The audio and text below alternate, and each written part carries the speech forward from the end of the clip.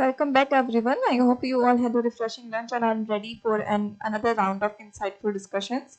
We now begin with our post lunch session with a lecture that takes us closer to our roots while addressing one of the most pressing global challenges food and nutritional security. Our next lecture is titled Unlocking the Power of Millets and Millet Based Products Key to Food and Nutritional Security. This session will focus on how millets, often called the super grains, can play a pivotal role in ensuring food sustainability, improving nutrition, and supporting climate resilient agriculture. The talk will also highlight innovations and strategies that can help reintroduce these ancient grains into modern diets. To deliver this enriching session, we are pleased to have with us Nilanjana Singh, an expert in this field. Nilanjana Singh has over 30 years of experience in the field of nutrition and dietetics. Her innings in dietetics began at the Department of Dietetics at AIIMS, New Delhi. She then moved on to create and head the nutrition facility at PSRI Hospital, New Delhi. She has taught nutrition and health education at the University of Delhi for over 7 years. She has authored several books on nutrition titled Our Kid Eats Everything, Why Should I Eat Healthy? Indian Diet for IC, and also co-authored the book Fight Cancer with Flavor. Her weekly column Health in a Ball appeared in the Morning Standard, and her column Wait and Watch appeared in the Indian Express for many years. Her current column appears in the Pioneer as Mind Over Platter. She believes that eating right is the best investment for good health that anyone can make for the present and for the future. I now invite Nilanjana Singh to kindly begin the session and share their valuable insights with us through the online platform. A very warm welcome to you, ma'am. Thank you, Akanksha, and thank you, Tejpalji, for making me part of this prestigious course. And the topic that you have given me is, it's actually a topic which I would say covers 4 parts. Can you see my first slide?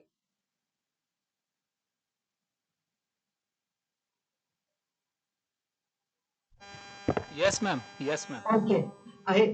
I'm going to begin my lecture. Yes, and please share, ma'am, it on slideshow if possible, ma'am.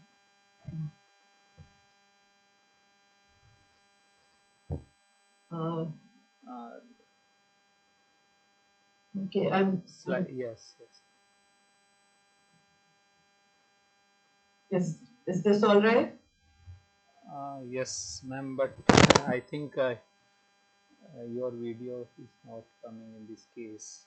I don't know why I can't see myself, but doesn't no matter. issue, ma'am. You can.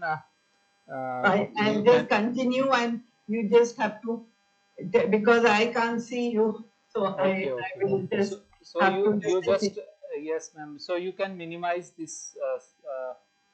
Means you can exit this slideshow, ma'am. Then I think that okay, we can solve this. If I exit it, Slideshow only, slideshow. yeah, I did the slide. If I stop sharing, yes, and then again start sharing, ma'am, please. Without slideshow, just we try.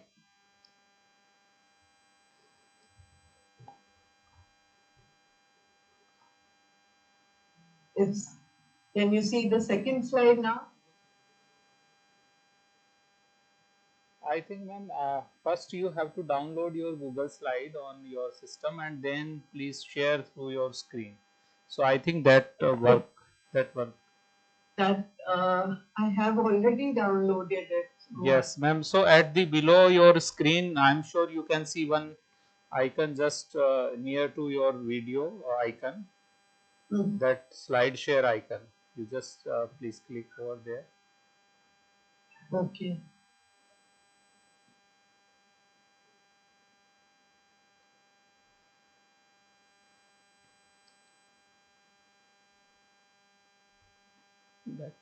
अभी अपने पे ले लीजिए. Hey. I think what I'll do is maybe start with the lecture in between, stop and see you all, if that is okay. Yes, you can do, ma'am. No issues. And you can, we can see you, means we can see your video, and you can continue. And Okay. we'll share the slides to our students or participants through the WhatsApp and all. Now we Okay. can see your slide, ma'am. Okay. So I think now, can you see us? Means, no, I can't see you. oh, Doesn't matter. I think if you keep talking to me in between, I will be okay. I'll know that the other side is listening. okay, ma'am. So long as you can see me and So, you can yes. tell me in between if there's anything that needs to be done. Okay, ma'am. So I think now you can try for slideshow because we can't see your screen, so better to have the slide. Yes, ma'am. So now it is fine, means we can see your slide perfectly, And and can you once see we'll, me also? yes, video we can't see, but I think Okay. at a time we People in can the, see only either slide or either video. So okay. no issues at Okay. all. We'll be in, we'll keep in touch with you. So if we Okay. require, Okay. we'll. Sure. So Okay. let Yeah, me please. start. So you Yeah. have Tejpalji, you've given me a very interesting topic because this covers actually four parts here, right into this topic, which is the part about the food and nutrition security. It is about the sustainability of millets on the planet. It is the health impact that it does on humans. And it's also about how to use millets in foods and food products. So you've given me a complex job, so I'll try and put it all together and give you a bird's eye view on this.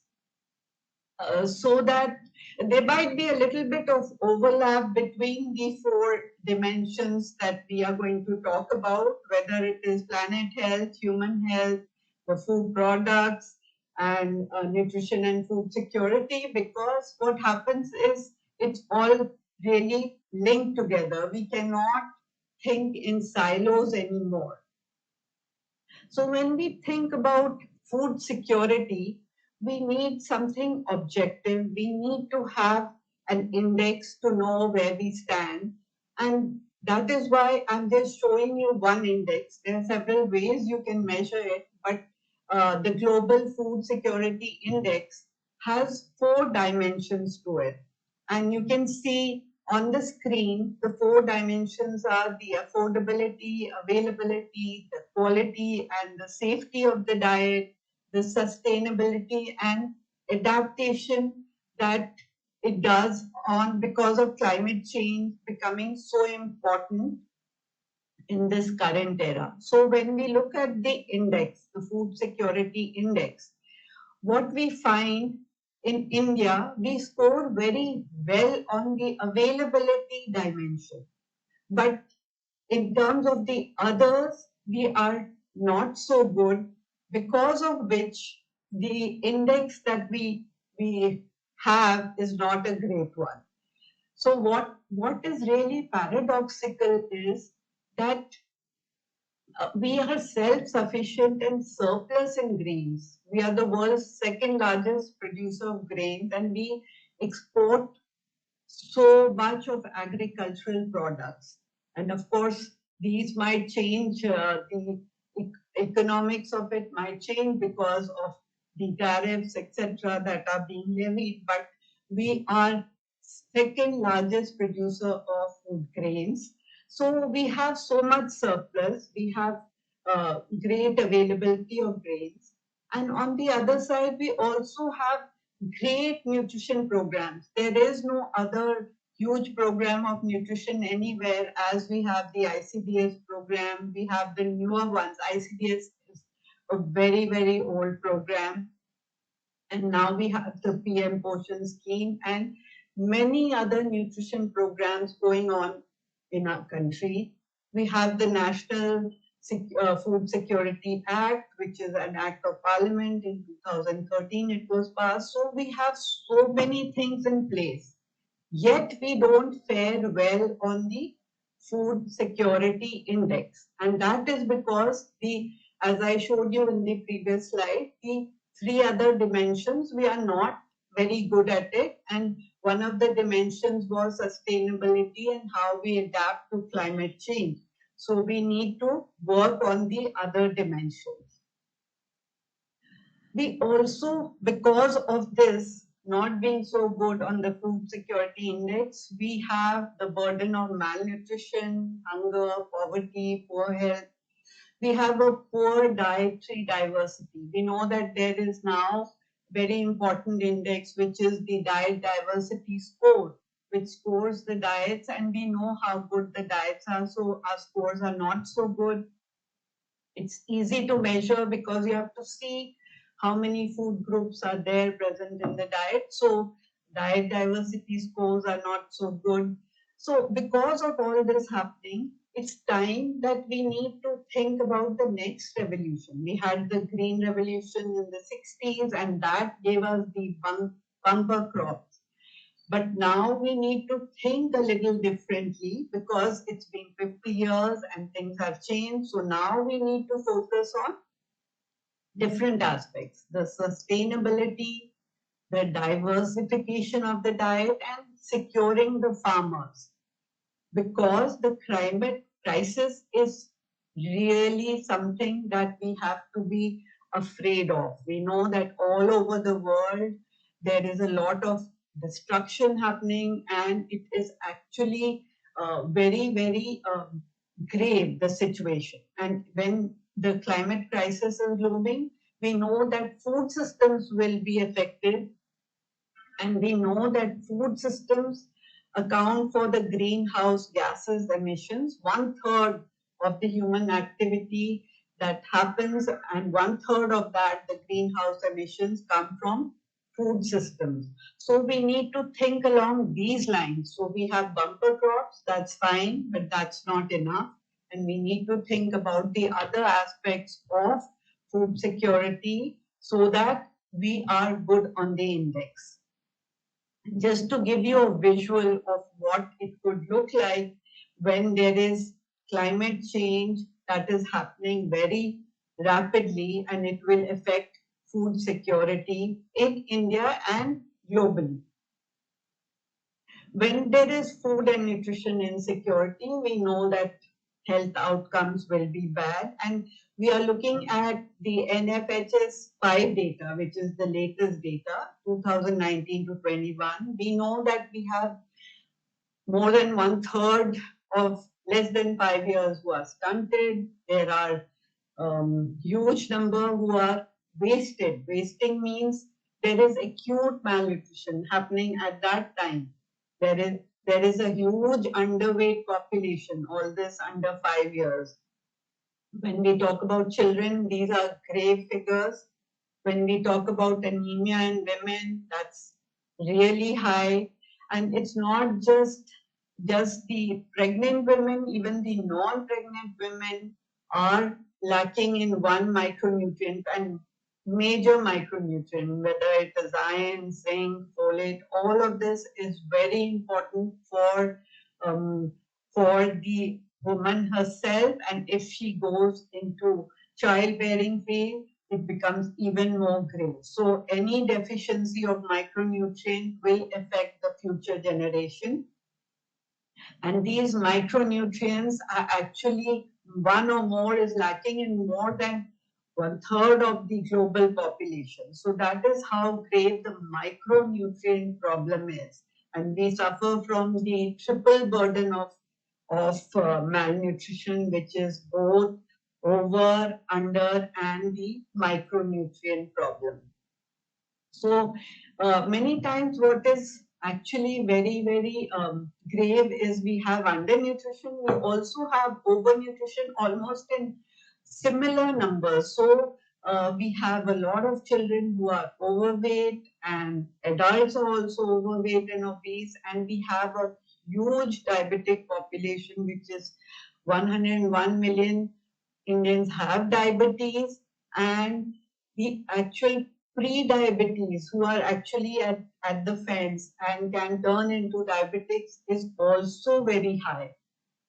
So these overweight and obesity factors cause or leads the path to non-communicable diseases, and that is why it's not just a fashion problem. It's not just that we want people to lose weight for the sake of aesthetics. It is because of the risk for non-communicable diseases that it brings about.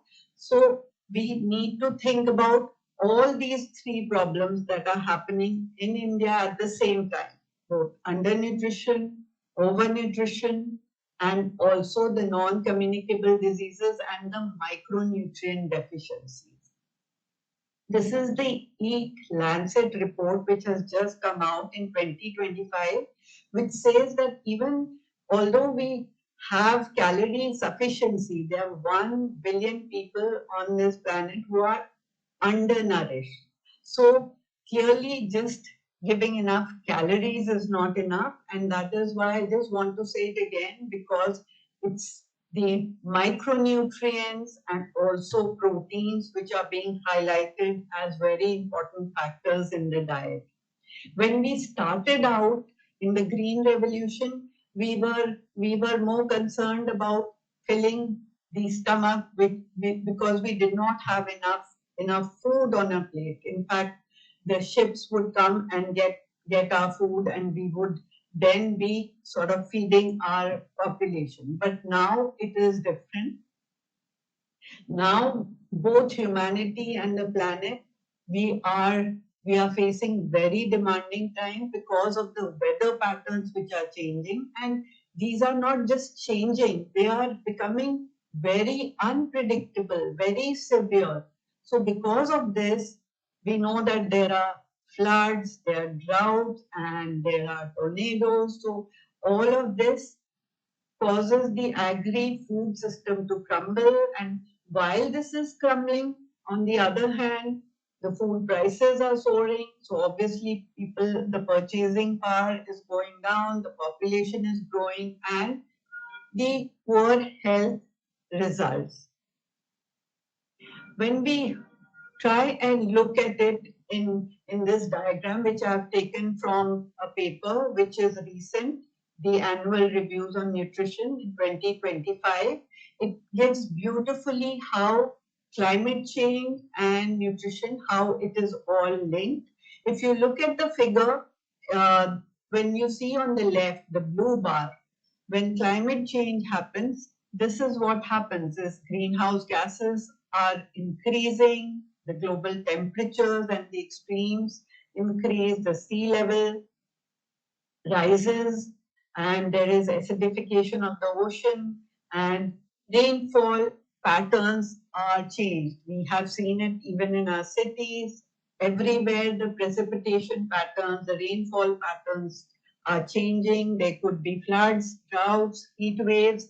Now we are expecting a cold wave in Delhi. So everything changes, and when these climate issues change, it affects the food system, it affects production of the food, the quality, quantity, the water.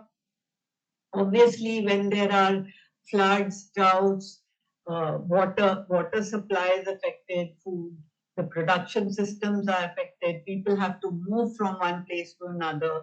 All of this causes effect on the food security, the diet, the health of the people.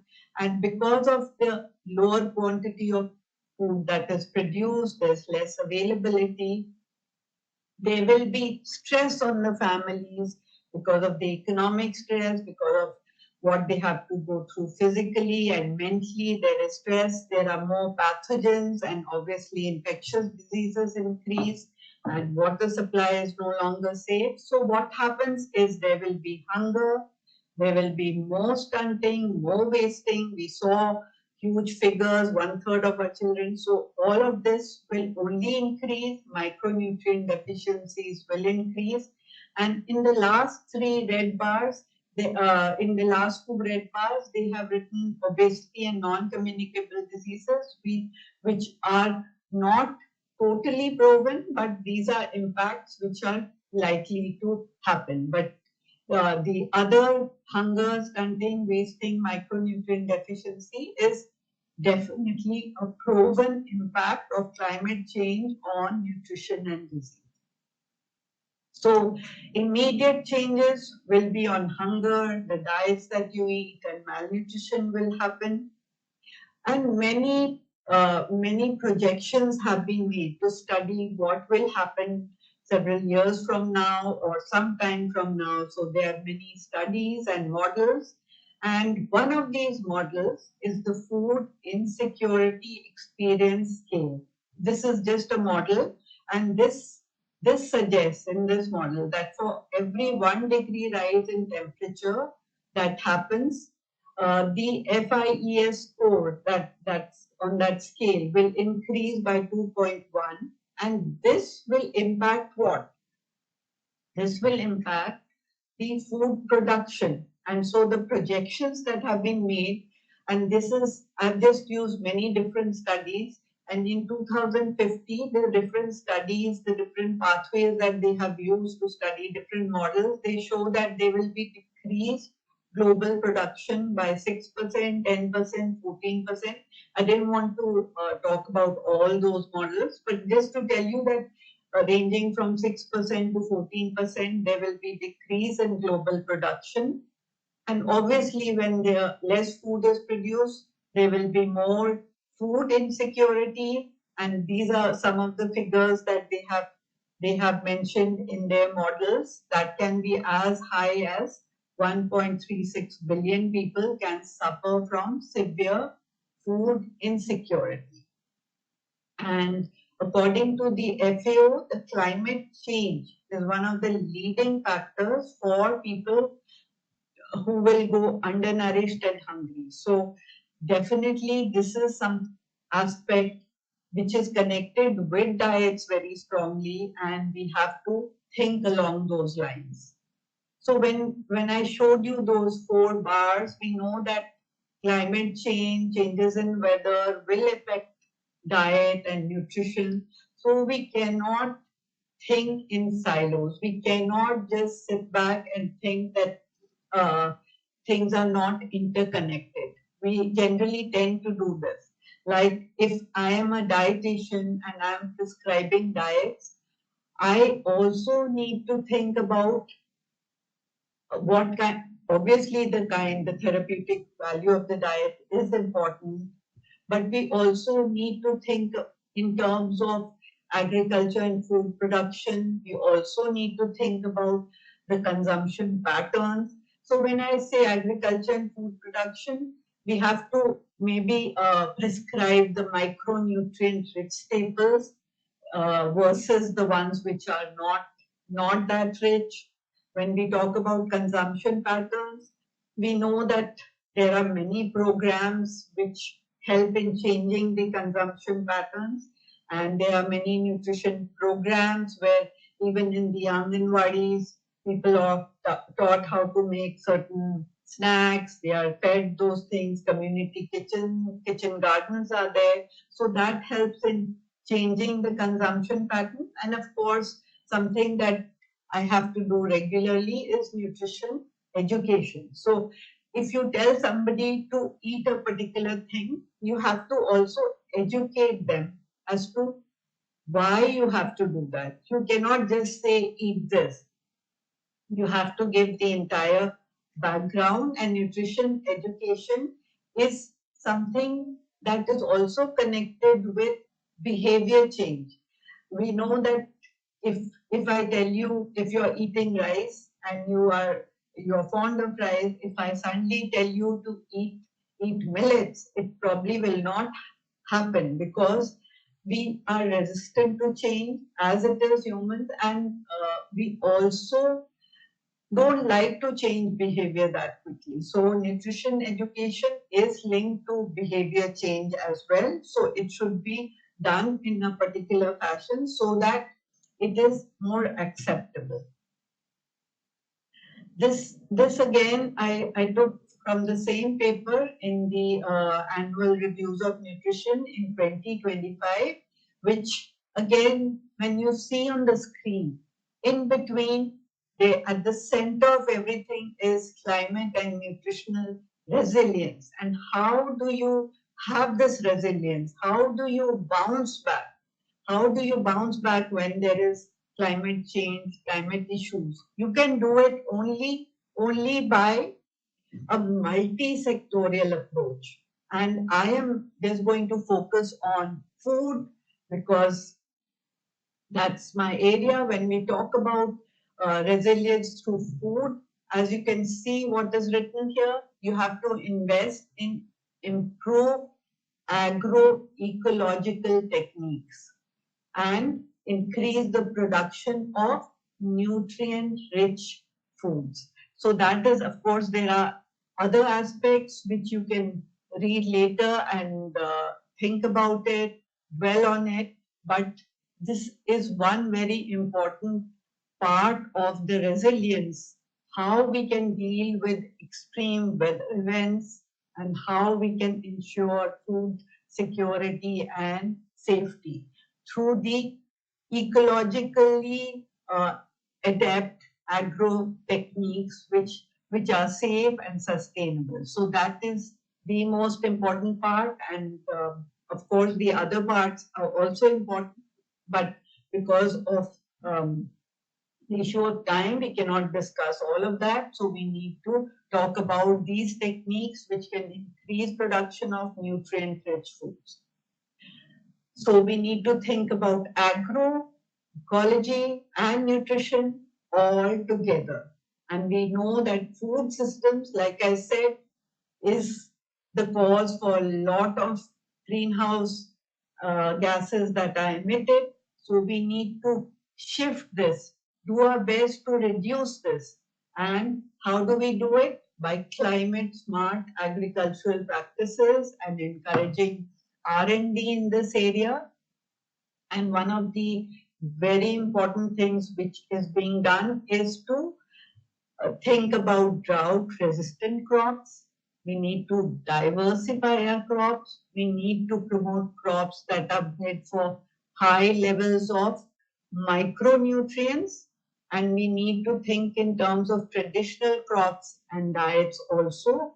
And the traditional crops has also been mentioned as a very important part in the Eat Lancet Commission report in 2025, which has come out recently.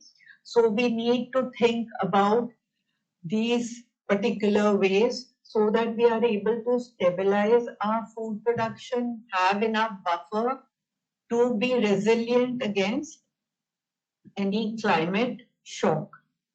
So when we talk about all of this, the central theme is millets, because here millets lie at the center of climate resilience.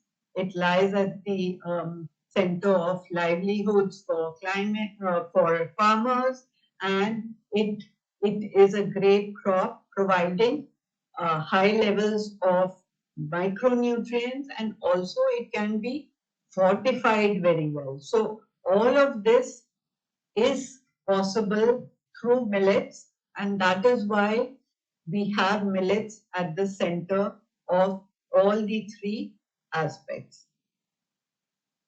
So when we talk about millets, it's important that we know why we are talking about it, because we have just 4% of the water resources of the world, and we have a huge population, 15% of the world's population. So these traditional crops like millets, they are nutrient dense, they are better adapted to the environmental stresses. And as you can see in this paper, that Carducci in 2023 has said that this is when we produce these nutrient dense and climate resistant resilient cereals, we have a good food basket for all. When we talk about traditional crops, we think about millets because we have evidence, historical evidence of millets being part of our diet for many, many years. And this is based on evidence. It's not based on hearsay, but it's based on evidence, because we have had this long cultivation history, and the sites that have been excavated, the Mohenjo-daro and the Harappa sites, have found traces of millets there. Of course, our scriptures also mention millets in it. Of course, they might come under different names, but millet intake has been recorded even before the Bronze Age, which is 4500 BC. So there is evidence for that, there is record for that. And we also have food writers and food experts talk about it. And um, Taylor Singh, who's a very well-known food historian, talks about how in Jahangir's diet there is bajra khichdi mentioned, where millets are boiled with split peas. And so we know that there is archaeological evidence, there are scriptures that mention it, and there are food historians which are recording that millets have been a traditional crop in India, and it is something that we need to sort of go back to. But what has happened is, although we were eating millets in those times and as long back as the Bronze Age, but what happened? The food landscape changed, because what happened was the Green Revolution. Here in the Green Revolution, like I said, the idea was to boost the food production, especially the staples. And at that time, millets accounted for a huge percentage of the grains. But now it has come down, because when the Green Revolution happened, different crops were promoted. Mainly it was rice and wheat, and these crops were given incentives and subsidies so that they were grown faster and they were available for the people to eat. And what happened is, when people started eating this, they were easier to use, they cooked faster, there was no need to soak, no need to go through several processes. So people took to it and they changed their dietary patterns. And what is happening now? We are eating a lot of these cereals which are calorie rich, and then it is proposed that many of the chronic diseases, it lays the path for many of the non-communicable chronic diseases like diabetes, cardiovascular disease, etc. So it changed after the Green Revolution, because at that point of time, the objective was different, and people found, when we find something easier, what I have seen is, even when you tell people to eat something, it's always easy to tell them to eat something that they can swallow faster, don't have to chew. So we have become like that. We are always seem to be in a hurry, and that is why many of the programs for healthy eating tell you to eat slowly, chew your food, and we need to make sure that whatever food that we eat needs to be chewed. Many times what we are eating is so soft that we don't need to chew it. And then we need to think that, is this the right food for us? This is a very important study, and it has been out very recently. So I thought I should mention it, that this is very clear that the changing eating habits are fueling obesity and diabetes, which has been shown through the ICMR and Dr. V. Mohan, who is a leading authority, that how we are eating is causing this. So that is pretty clear in this ICMR study. We'll go into a little detail very soon.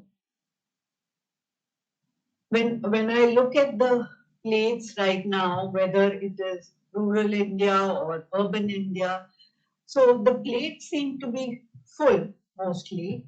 And when we sort of analyze the nutrition, it is not really good. So plates can be full yet empty of micronutrients. There could be protein lacking in it and many other aspects. So it's not enough to have plates that are full.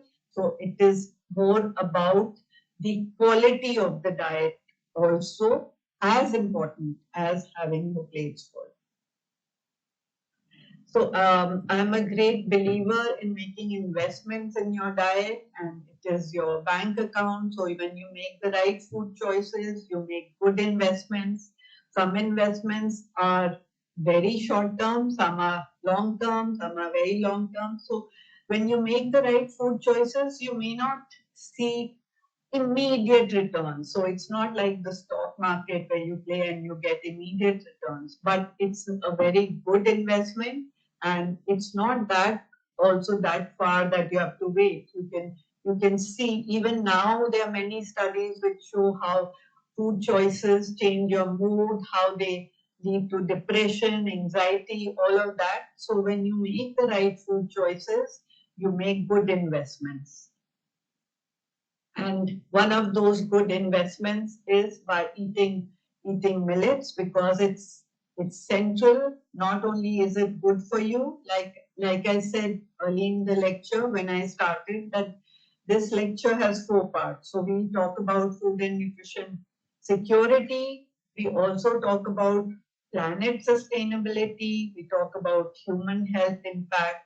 So all of this is possible through millets, and that is why the government has given, not just our government, the international initiatives for millet has been active since, I would say, 2012. There is a lot of work that has been happening, but again, I'm repeating it, that changes in food and eating behavior takes a lot of time. So that is why we are still working on it. And I would say it started in 2012, where I mentioned that the National uh, Security, Nutritional Security Act happened, and there was this initiative to include the coarse grain. This was in 2013.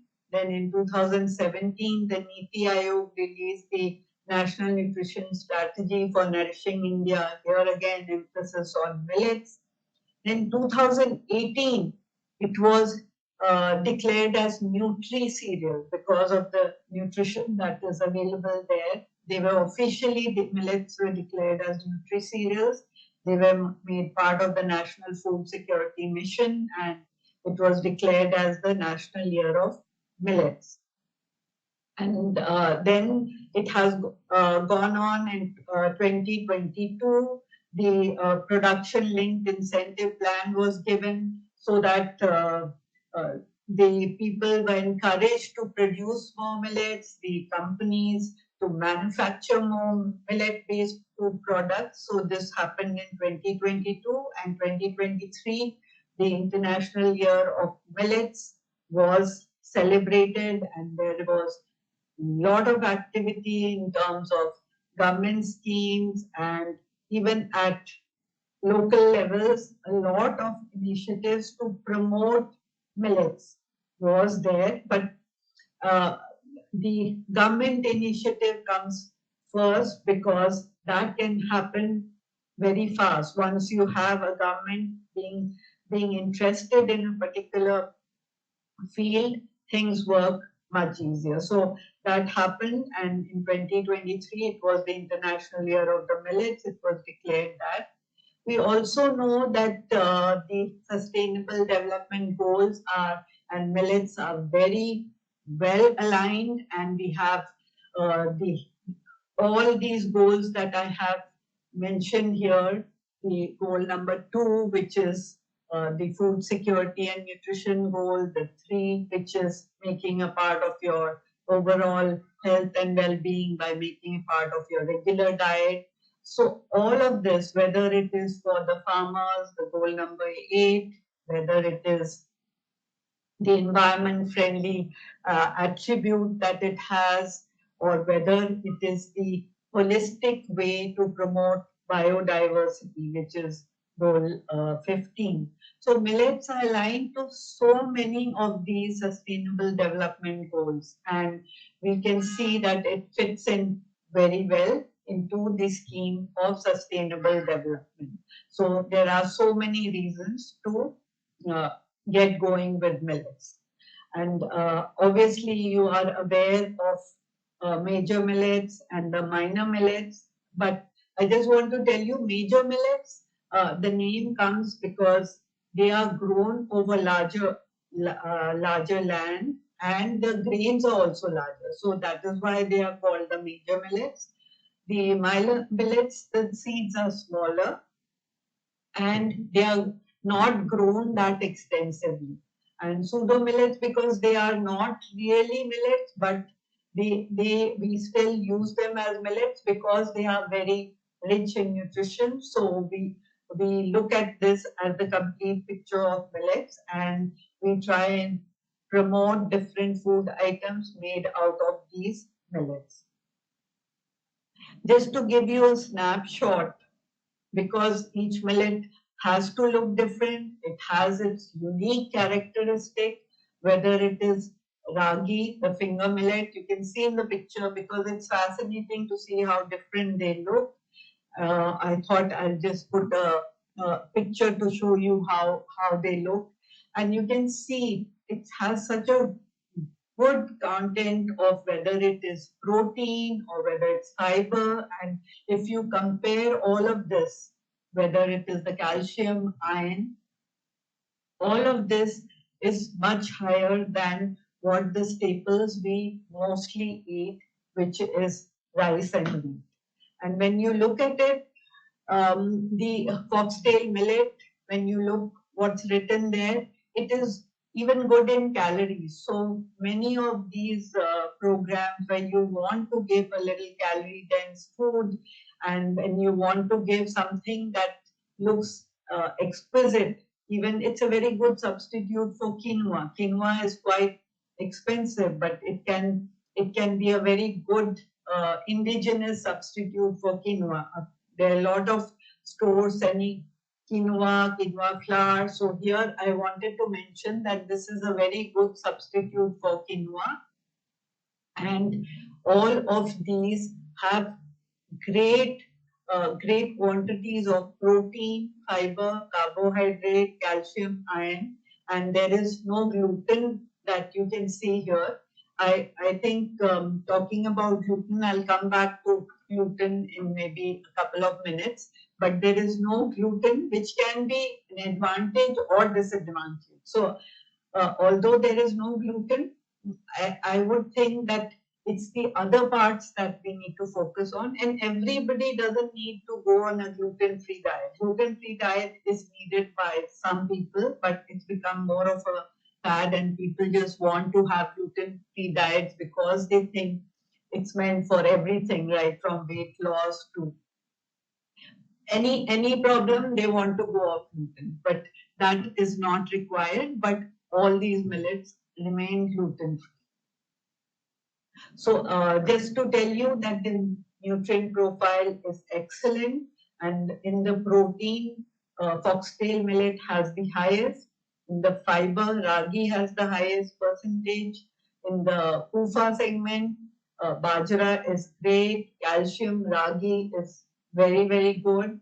And that is why a lot of products for children are being made with ragi. It has 10 times more than the other staples. The bajra content for iron is great. But besides all of this, we know that millet is a functional food. And what is a functional food? Which gives health benefit that is proven beyond their nutritional value. So we know that the calcium will be great for bones. We know the iron will be great for your blood work, but there are benefits beyond what you see as the nutritional value. That is why millet is called a functional food. And where does this come from? This comes from all the phytochemicals that are present, which give the therapeutic effect, which are the polyphenols, the phenolic compounds. But I just want to mention here that millets are great in terms of nutrients. They have these phytochemicals. They can be called functional fruits because they have great nutritional value. But we have to make sure that these are minimally processed millets that we use. If we process them so much that we lose all the benefit from there, then the millet cannot do anything. So when we are choosing products, we should make sure the millets will need processing. You can't just get the millets out of the field and eat it. So obviously they need processing, but the processing should be just enough to get rid of the anti-nutrients and better digestibility, but we need all those phytochemicals there. So millets can be a game changer in this scenario where the climate crisis is looming, where we have hunger, obesity, all of that happening at the same time because of the great nutrient profile, the bioactive compounds that are there, and it gives protection from many of these NCDs. And these are studies which you will find many studies where it is protective, whether it is type 2 diabetes, high blood pressure, and Parkinson's disease. So these are studies which you will find that it shows that when you have millets, these offer some protection. So this was a 2023 study where it shows that it helps in combating non-communicable diseases, and it is something that we need to promote in terms of growing more millets and cultivating our health.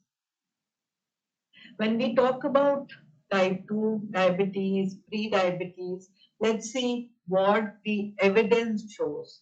The systematic reviews and the meta-analysis of 38 studies show that these millet diets, and millet diet means you have to take a regular intake and lower fasting blood sugar, postprandial blood sugar, and hemoglobin A1C.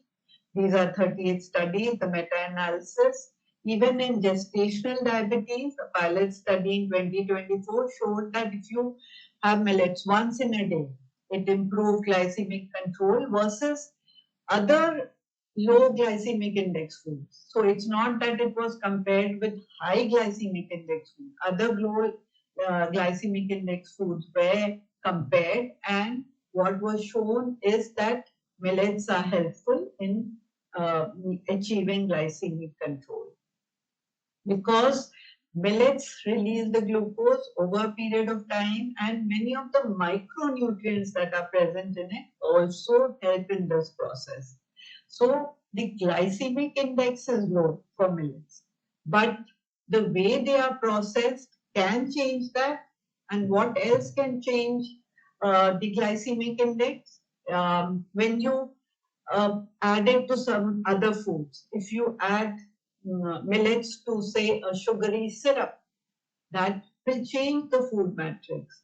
And how you use the grain, is it super processed? Is it processed very, very refined? So all of this matters. So when you say millets, you need to know how that millet has been processed and what is the form that is available in that product. So it is helpful when you take it regularly and when you use it in the right way in terms of using it in the right food matrix. That is important. But here again, I come back to the ICMR study, which says that the carb dependence is pushing us to diabetes.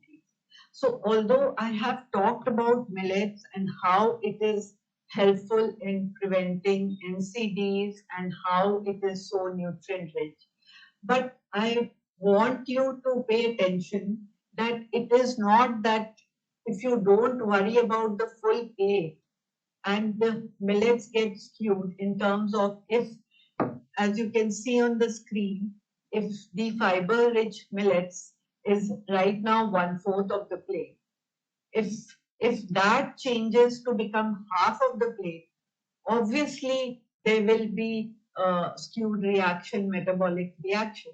So we need to take the plate in totality, and what you can do is swap what is required in terms of the carbohydrate the requirement for carbohydrates, swap that with millets. But you cannot misconstrue. You cannot say that because millets are helpful in preventing non-communicable diseases, you can eat more millets. So it is about the balance. Here in this study, this ICMR study, what was noticed is Indians were having 65% or more of carbs. So if you have that huge amount of carbohydrate, when you should be eating about 45%, you're taking 65% of carbs. So if you take 65 and you eat millets, probably it's not going to help. So what you need to do is stay within that framework of a balanced diet that is recommended and switch from the low fiber, low micronutrient cereals to millets, which is rich in all of this, whether it is calcium, iron, zinc, fiber, protein, all of that. So remember the plate and the swapping should be within that framework of a balanced diet. So it cannot exceed that. And then you expect that millets will do some magic. That will not happen. There is enough data also to show that it is helpful. Millets are helpful in reducing the low density, the LDL levels, the LDL cholesterol, low density lipoprotein cholesterol, the VLDL cholesterol, the triglyceride, and it helps to increase the good cholesterol, which is the HDL cholesterol. And this is a study which is done by Anita et al., which shows that obesity and hyperlipidemia was managed more effectively with these millets. Today, we know that the gut microbiome is very, very important in our health. Almost 25 diseases have been linked to how the gut microbiome is in that diseases have been linked to the skewed gut microbiome. And here, studies on millets have shown that the beneficial microbiota is sort of, it is helpful to make sure that these beneficial microbiota thrive in the gut. Because what do the gut microbiota, the lactobacilli and the bifidobacteria, which the species which are helpful for human health, these want more fiber, and that is available in the millets. And that is why there is alteration in a beneficial way in the gut microbiome, and many studies have been done to show this benefit that comes with millets. And there are different aspects of the gut which have been studied, whether it is the motility or the balance of the bacteria. We don't want to drive out all the bacteria, but we want the good bacteria to be in abundance. Just like when we have an opposition, we want a little bit of an opposition, but we don't want that it gets wiped out. We want that the good bacteria should be in plenty to do the good work. I talked about the phenolic compounds that are present in millets, and that is helpful in also preventing DNA damage. This is a study done by the researchers from Chandigarh University, and they show that there is protection against DNA damage.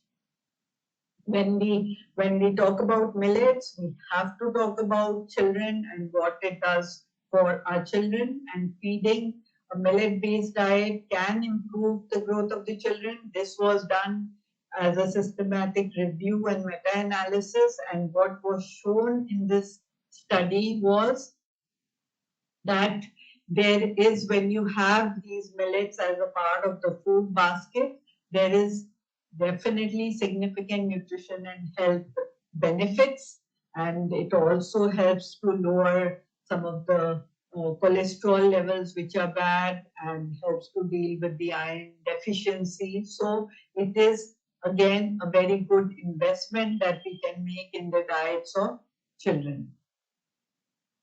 When we talk about children, we need to have millets in school feeding programs because that way you can reach to the children who are underprivileged, and also when they eat in schools, they are able to accept things more easily. Of course, in Karnataka and in the peri-urban areas, it's more millets are more acceptable. But in Delhi and Delhi school programs, we have to make the millets a little fancy for them to accept it, but it was accepted in school programs. Like you can see in this study, there was improvement in stunting, and the BMI also improved when millets were part of the school feeding program. And I want to say that when we want children to accept things, we have to make it fun for them. And of course, school feeding program can be one way of introducing millets, but there can be many other different ways. And in the more elite schools, there are millet chefs and they do many kinds of programs with millets, but that is more exclusive. But when we want to reach to larger numbers, the school feeding program is a very good way of teaching children to make sure that there is better acceptability. But while I talk about all this as great attributes of millets, I want to say that millet has its challenges. It's not that it does not have challenges. Every plant wants to defend itself, and it has defense mechanisms there, which is structurally it's present. And I think all of you must be well versed with it, that there are physical barriers which we remove when we process a grain. There are also chemical barriers, and every plant has their unique barrier. And whether it is spices, sometimes we find that they are bitter. We have the green part of the potato, which is solanine, which we remove. So we have chemicals which are present, and we have structural barriers for plants. So there are inhibitions and there are inhibitors which we have to make sure that we deal with them, and we make sure that by using processes like germination, cooking, fermentation, we are able to reduce these enzyme inhibitors which are present in the grain, in the millets, and we have to process it in a way that we are able to uh, overcome them. So there are many critical steps in processing, and the first important thing is soaking is very important in millets, because when you soak, the plants think that now it's time to let down the guard, and the anti-nutrients begin to break down. So activation of the enzymes also happens, and the fiber gets softened up. So soaking of millets is a very important step. We have soaking also for other foods like legumes also. Soaking, we make sure that we soak the grain so that we don't deal with too much flatulence and gas, because each plant, like I said, each grain has its own defense mechanisms, and when we have to eat it, we have to make sure we deal with that. Fermentation is a great way to overcome these, but many of the food processors are dealing with the inhibitors in different methods, but many traditional recipes use fermentation. And as you know, fermentation is a longer process, but it helps to reduce the phytic acid, but it improves the iron and zinc availability. So there are some fermented drinks, and now you know that fermented food products have again become very sought after, and there are many new varieties of fermented food products which are available. But what I noticed, and Tejpal ji can correct me if I'm wrong, many of the food products that are available today made from millets, most of them don't use fermentation as a regular process, but some of them do. Most of them use other methods so that they are able to deal with the anti-nutrients. So processing can be many steps and it can be a combination of these. So I've just mentioned, like, you start with removing the husk, then soaking, and it could be a combination, like some of the companies just soak and then they roast it and then they germinate. The germination can be after soaking, so it's not like, this is not a serial wise process, because one doesn't have to go through all these processes. So it could be a combination of this depending on what is the product that you're wanting to make. And you can see the different processes that are used for millets. And many food products just use, say, they soak it and then they germinate it and then they roast it and grind it, and then they have good products which does not have the anti-nutrients. This will give you a this paper will give you a comprehensive review of the anti-nutrients in millets. And this paper talks about thermal and the non-thermal reducing techniques. So some of the non-thermal techniques are new and they have been used and they have been also discussed in this paper. We know the traditional way of dealing with anti-nutrients was soaking, roasting, fermentation, germination. But in these novel techniques, the thermal one is ohmic heating, and this is done with electrodes so that the grain does not really get hampered because of the heating. And non-thermal heating, which is the ultrasound techniques that are being used to deal with the anti-nutrients. And these papers by these researchers have shown that the anti-nutrients can decrease because of these hydrothermal treatments, and whether it is tannins or phytates, and whether it is in finger millets and pearl millets, these were the ones that were studied. There was better nutritional availability and making them more complete and a beneficial food source. So we have to deal with the anti-nutrients. This is one of the challenges, but once you deal with it and the novel techniques can be used, and that way you have better availability, because we want as much nutrition from them. We don't want to waste any of the nutrition that is available. So this will become a better food source.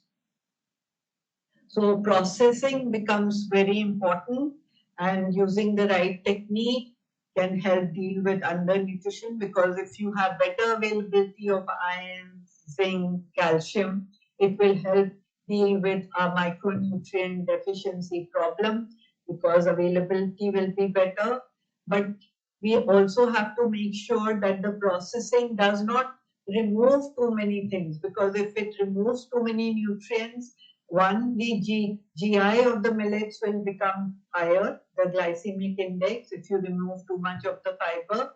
So we have to be watchful, because if you look up Amazon or any of these platforms which are selling food products, what we realize is there's plenty of millet-based foods that are available. So you have to distinguish between the good and not so good products.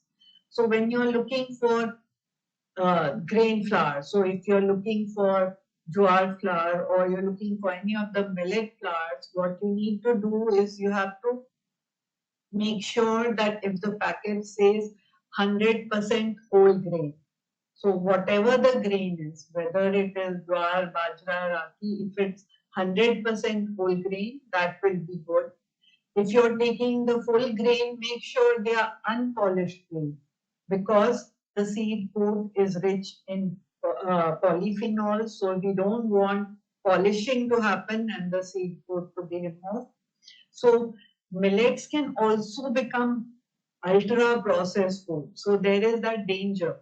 And like I told you that once you put millets into a food matrix, which is say too much fat or too much sugar, so how you combine millets and making it an ultra processed food will actually be very negating the whole purpose of using millets. So how you combine millets, what are the foods that you can prepare out of it to make it beneficial becomes important.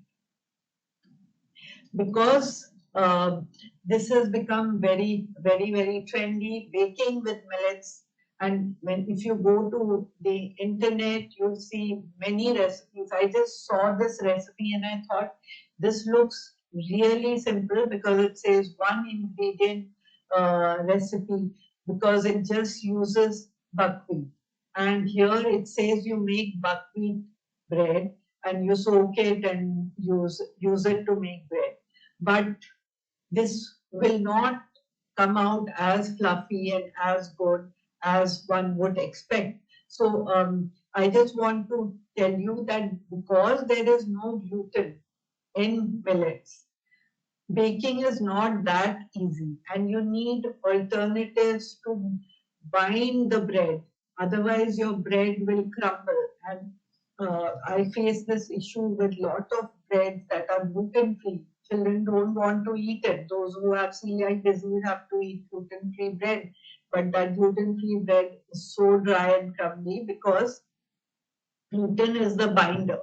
So whenever you have to do baking with millets, you need something to bind it, to hold the bread together.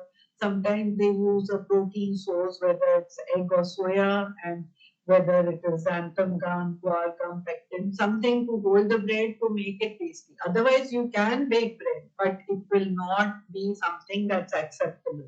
You can't force children to eat something that is so dry, crumbly, and not so tasty.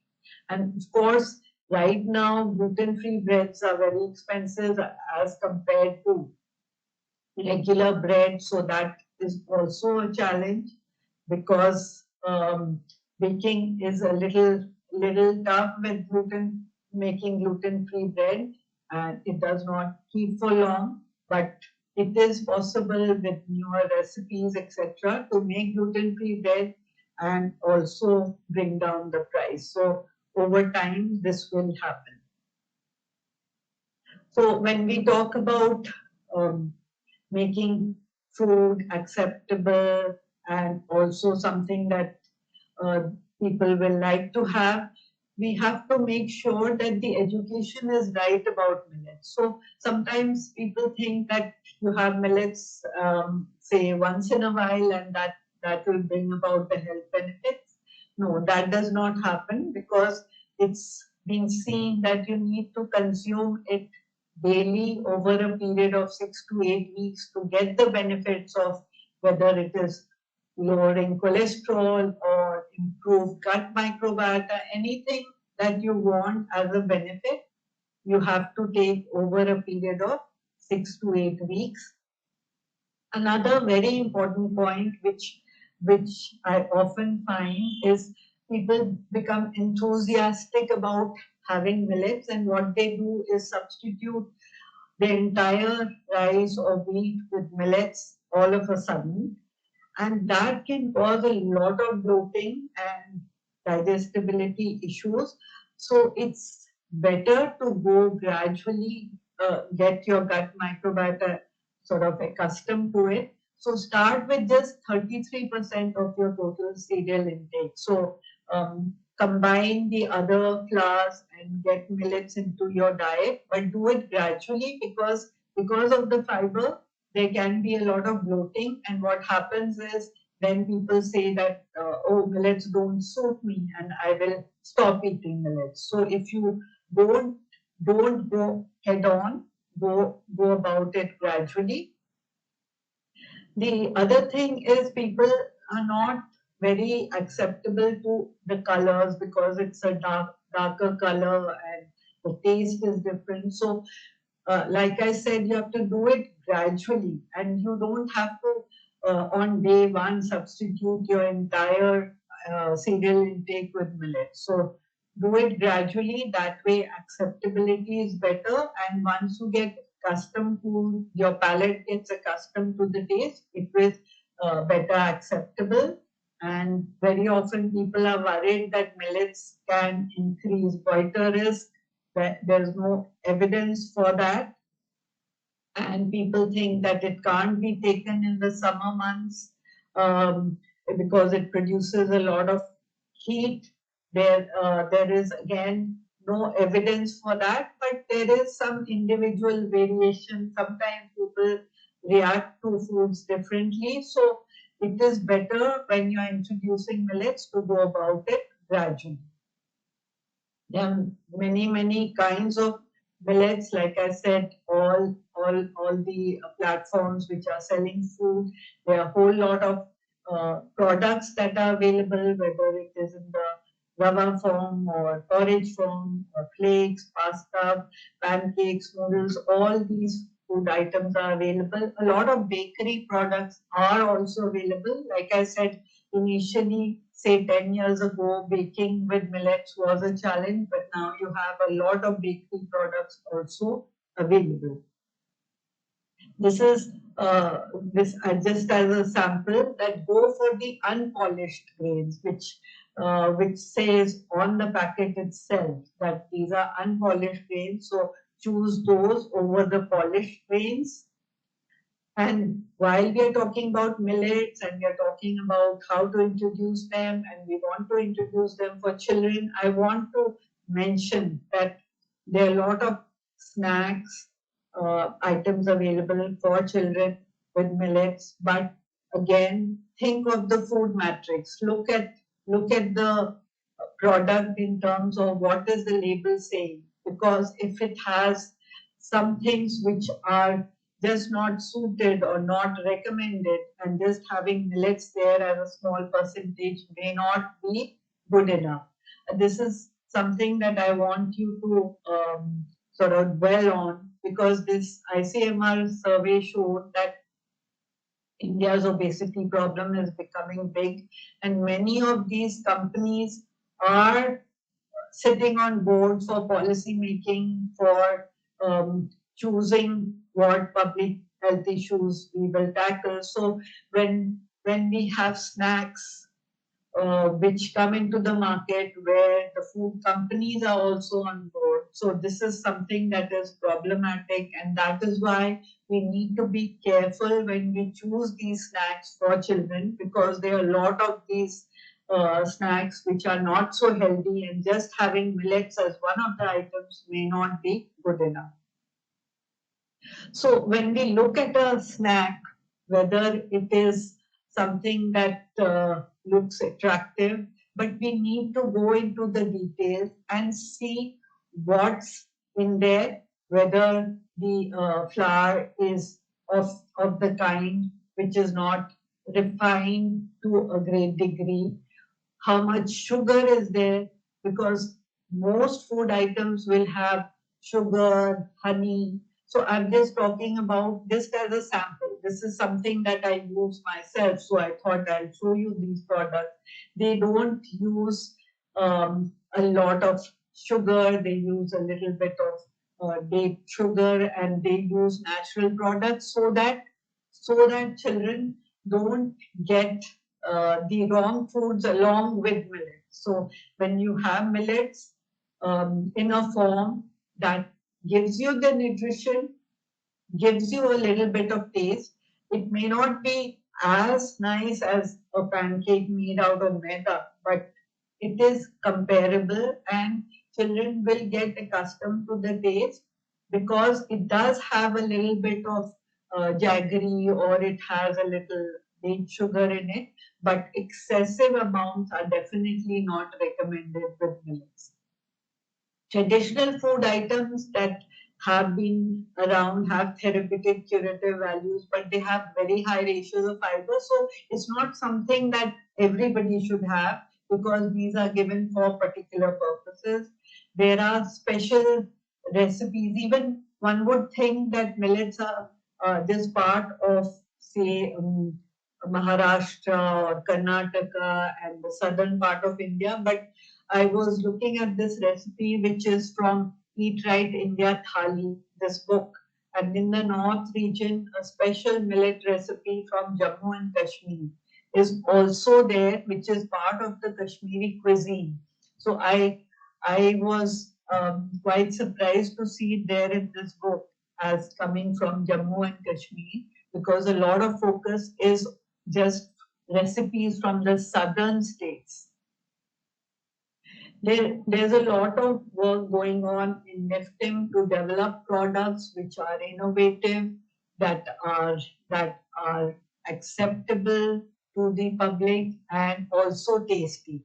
And as you can see in this picture, they are no added colors and flavors. They are rich in micronutrients and they look quite tasty. I haven't tasted it, but obviously these are foods which have been tested, and I'm sure that these are foods which will provide the nutrition and also be acceptable to children and adults as snacks. You know, snacks are so important for us, so having the right kind of snacks available becomes quite a challenge. And when you have this millet snacks which are not overly processed, do not have a whole lot of sugar and fat in it, these are actually a boon. And we have many products coming out of NIFTIM, and hopefully we will be able to propagate many of these into our daily lives. Innovative menus have become quite fashionable in terms of, like, they are available at exquisite places. Like you can see millet pina colada. This is a drink which has dry roasted foxtail millets, and sattu jwar sharbat. Sattu, we know that sattu can be made out of jwar. It can be made out of other millets as well. So these are all millet recipes. So it's possible to make many things out of millets, but the important part is go for maybe the grains which are unpolished and then process it, or if you're taking the flour, make sure that it's not super refined.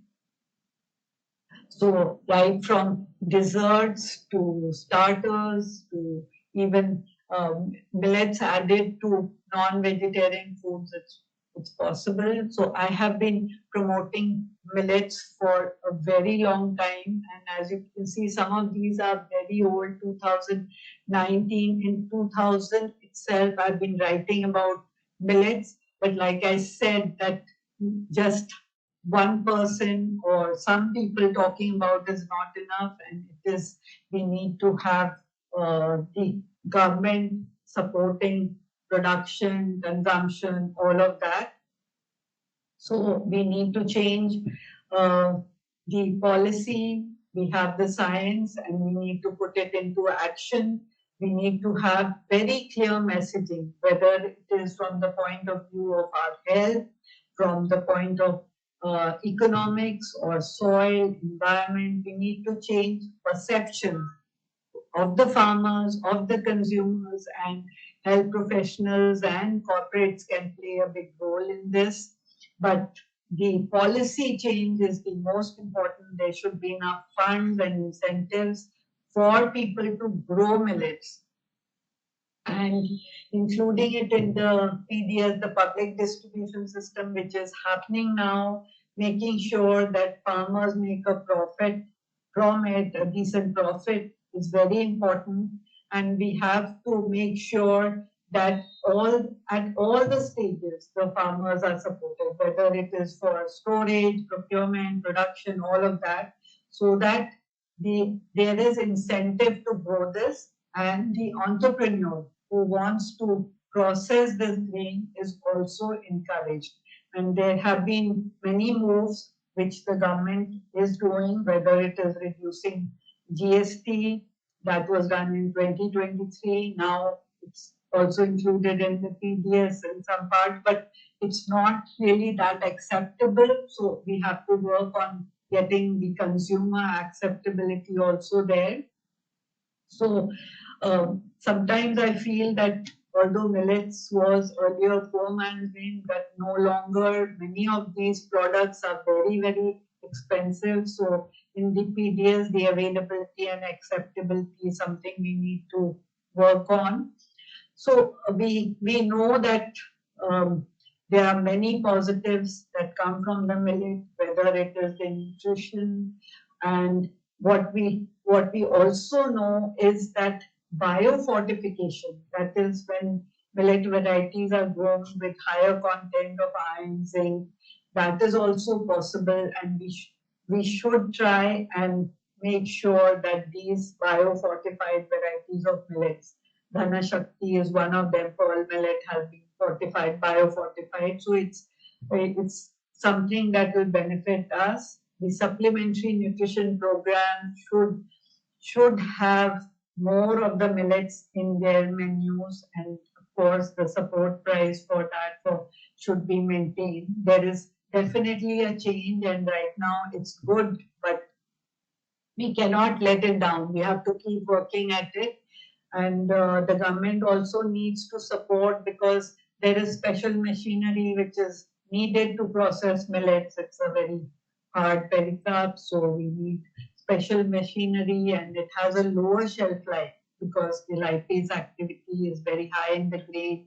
So infrastructure for storage also. We don't want to waste whatever we produce.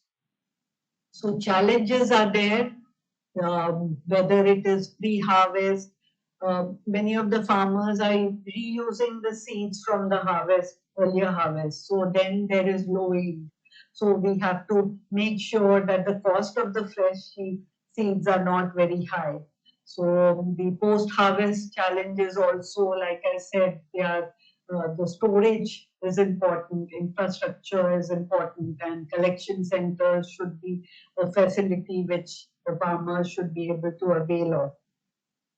So millet is very powerful, and most importantly, it has the power to give us food sovereignty. That is the right of the people to healthy, culturally appropriate food through ecologically sound and sustainable methods. So it gives us that power, which I think is the very important thing, and it can transform our agri-food systems. It has a short duration, and multiple cropping is possible, and diversity in our food grains. Climate change, it grows on very arid soil, doesn't need that much water. It is very water efficient, energy efficient as when compared to rice. You can see the figures here, the lower rates of water that is needed, and it has zero carbon footprint. And most importantly, it has the power to eliminate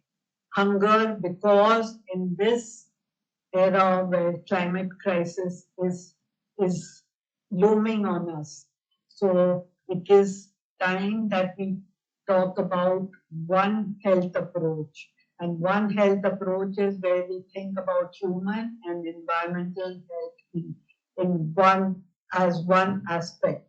So we need to have these locally grown foods, and we we know that for human health, we majorly need plant-based diets. We have to reduce food wastage, and behavior change is needed to accept it after years and years of eating softer grains which don't need chewing. We need to have behavior change strategies so that we are able to accept more of millets into our diet, because it's not only good for us, it's good for our climate, it will take less of our resources and great for the farmers.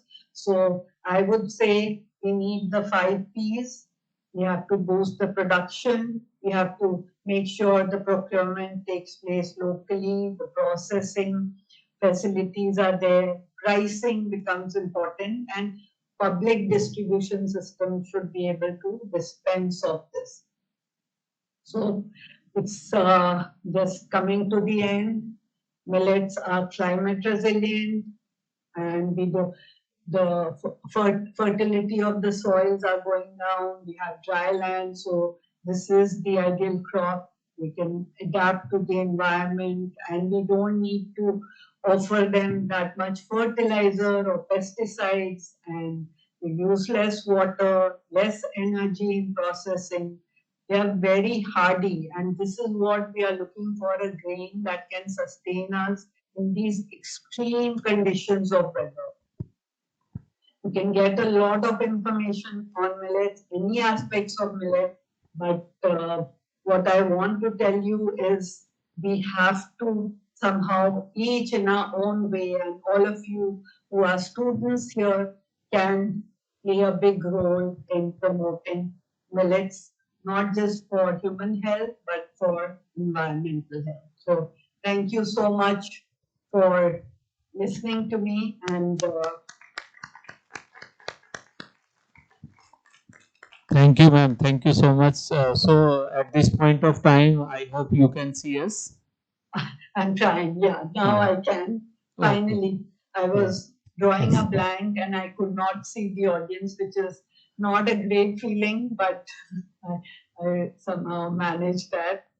Yes, ma'am. So wonderful, ma'am. You have nicely explained the therapeutic benefit of millet cultivation, then strategies, and you have aligned your lecture with the policies also. So, with your permission, ma'am, some students would like to ask some questions. So, Sure. if it is okay, then we'll allow them. Yes, Thank you. sure, please.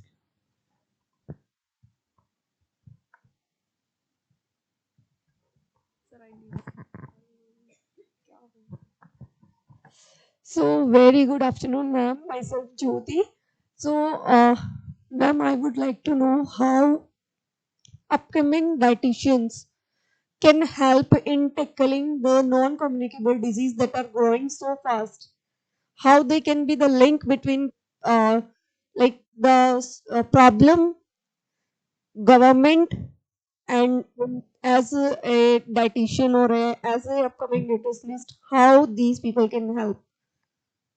Yeah. So, dietitians could be working in different capacities. If you're talking about a dietitian who is actually her whose role is to disseminate knowledge in the community, that of course is different. You have to tell people how to use the millets, because when you are in on the ground in the community, you have to talk in the same way as they understand. And when you're sitting in a clinic dealing with maybe the urban elite, it is a different way of explaining to them.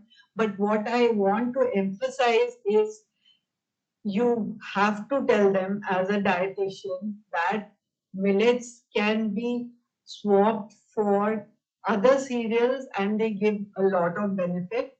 But just eating millets and not paying attention to the rest of the food groups and not having enough protein in the diet will actually negate whatever benefit that millets will do for you.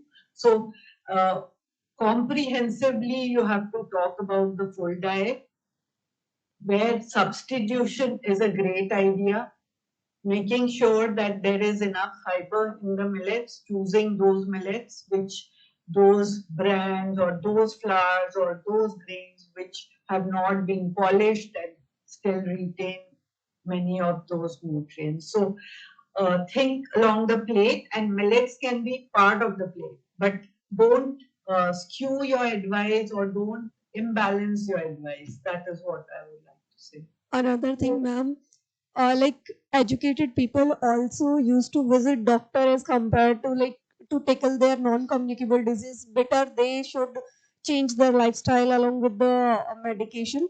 But it's very less in India that they go to dietitian or as a went to nutritionist. So how we can tackle or aware people about this? Yeah, that's a very good question, because it's true that the awareness about how the NCDs can be tackled by just changing your lifestyle, that was not there. But I think it's growing, and it's also the responsibility of the medical professional. Like when the person comes to you with a problem to the doctor, they should refer those cases to a dietitian, because it's not that the first thing they need to give is a drug. The first thing that needs to be done is to change the lifestyle, the diet, the activity level, the sleep patterns, all of that is important. So if a reference is given for a dietitian, so that awareness should also be there with the medical community, who can give that importance to the dietitian and refer patients. Ma'am, there are many diseases, non-communicable diseases that can be tackled by changing lifestyle and diet. Still, Yes. they are relying on medication like diabetes. It's the most common. Obesity in children's nowadays, it's growing. You know why people don't want to do changes in the diet? Of course, we are resistant to change. That is there.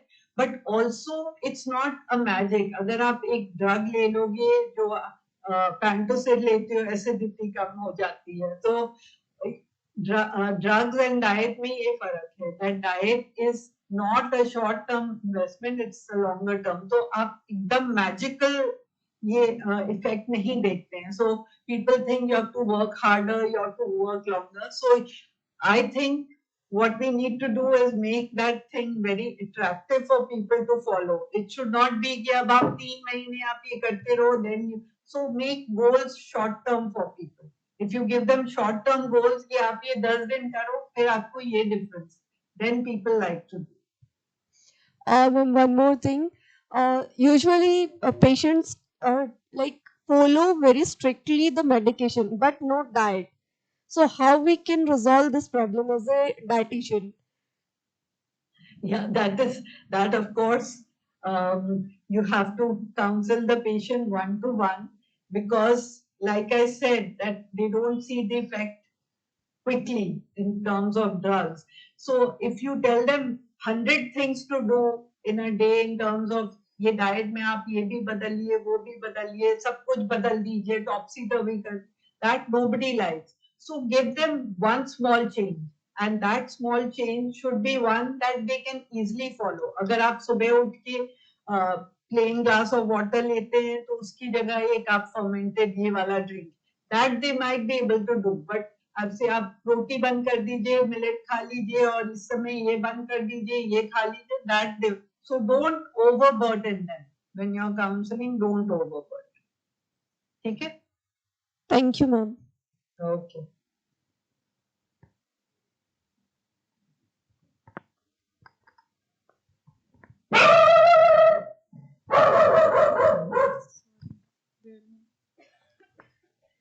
Good afternoon, ma'am.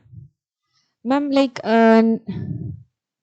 nowadays the research on millets has been like very growing area.